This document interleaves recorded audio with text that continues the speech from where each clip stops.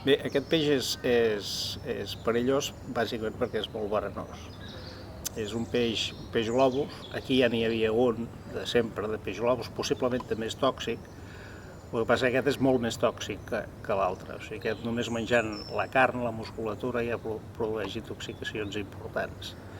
És un peix que ha entrat pel canal de Suez, que l'any 2003 va ser detectat a Turquia i en menys de 12 anys ha arribat aquí, vull dir que es distribueix molt ràpidament per la Mediterrània.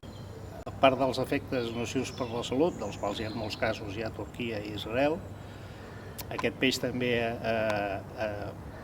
menja els peixos que estan emmallats a les xarxes i com que té una dentadura prou potent les destrossa. Vull dir, els danys no només són per la salut sinó també pels pescadors de tresmalls sobretot que pesquen a les nostres costes.